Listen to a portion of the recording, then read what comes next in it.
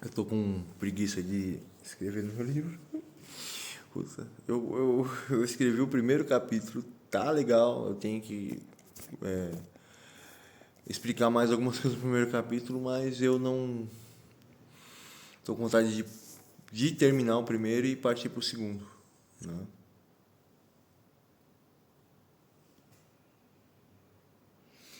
E também o segundo capítulo do meu livro tem muita filosofia, né?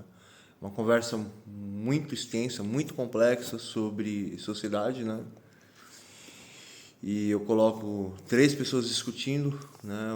Um indivíduo que é Deus, um indivíduo que é um homem e uma mulher no meio dessa discussão, né? E ela quer ser Deus e ela quer ser o homem ao mesmo tempo. Tá querendo comer meu celular? O cara tá lambendo meu celular todinho. Pofetinho. É, você tá comendo meu celular. Ou vou ter que esconder meu celular senão ele come. Se daqui ele insiste as coisas até alcançar o que ele quer. Mas vamos lá.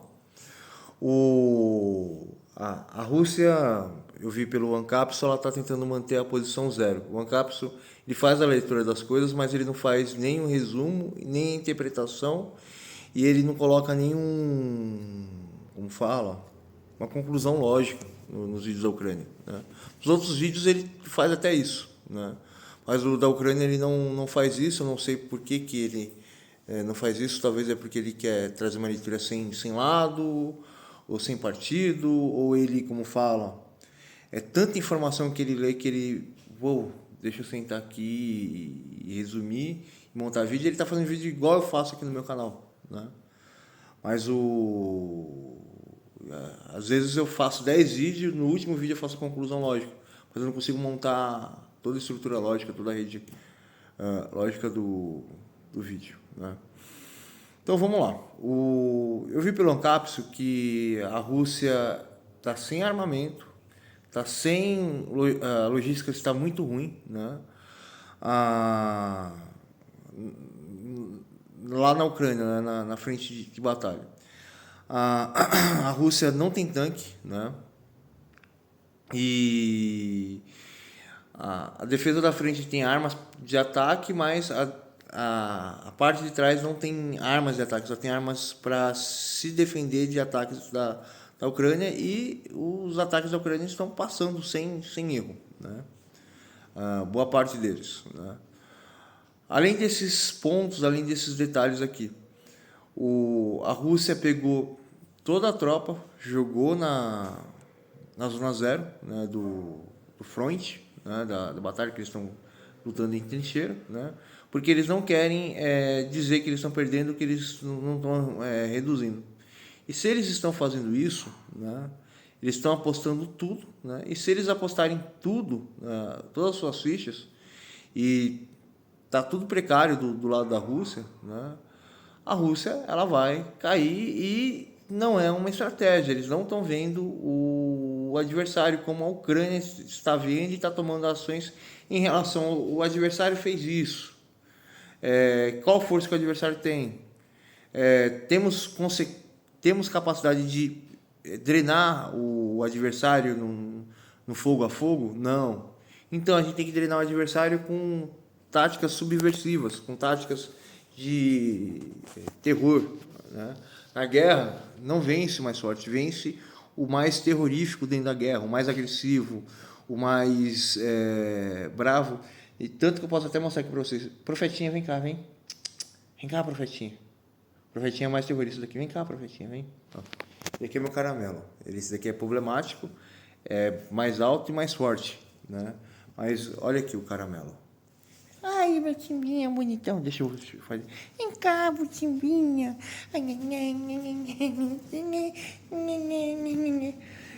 Que eu queria mostrar pra vocês o que acontece. O profetinho é baixinho, mas ele tem tanto pelo que ele parece uma assombração, né?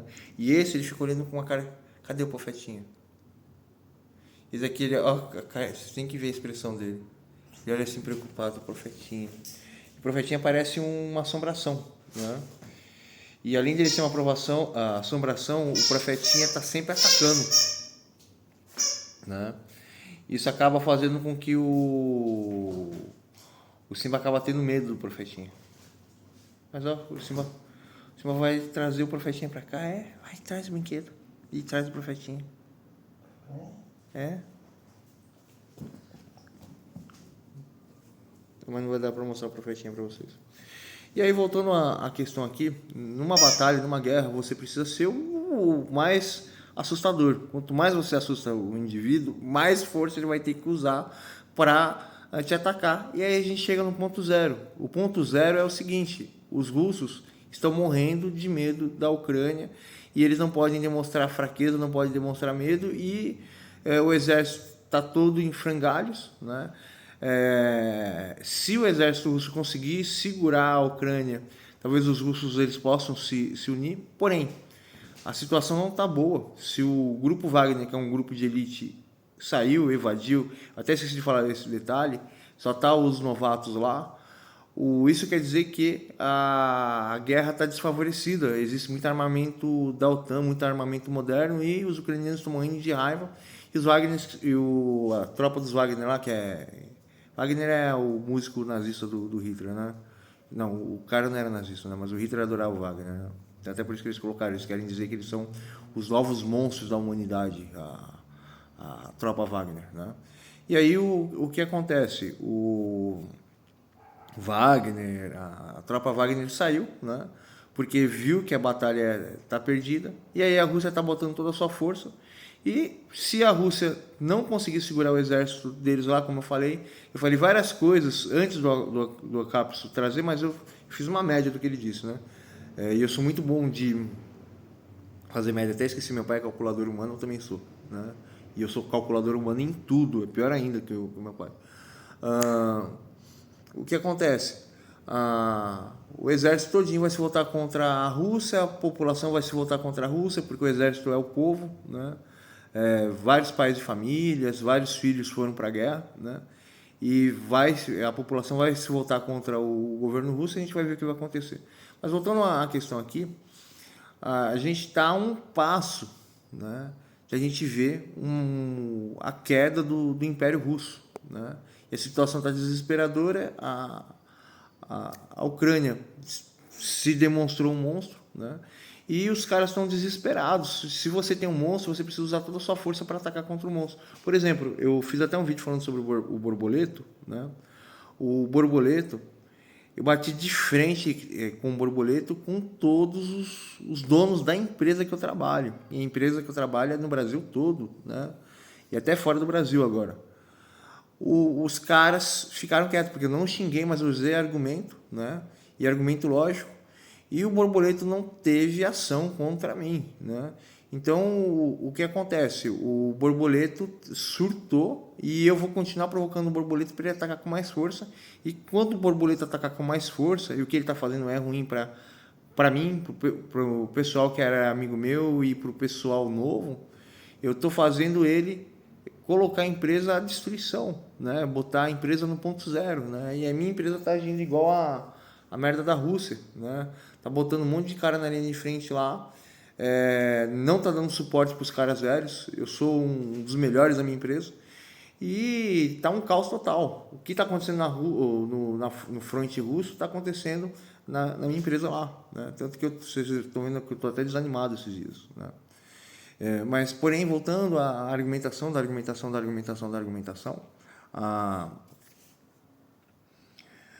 a Rússia está desesperada pelas atitudes que ela está tendo, né?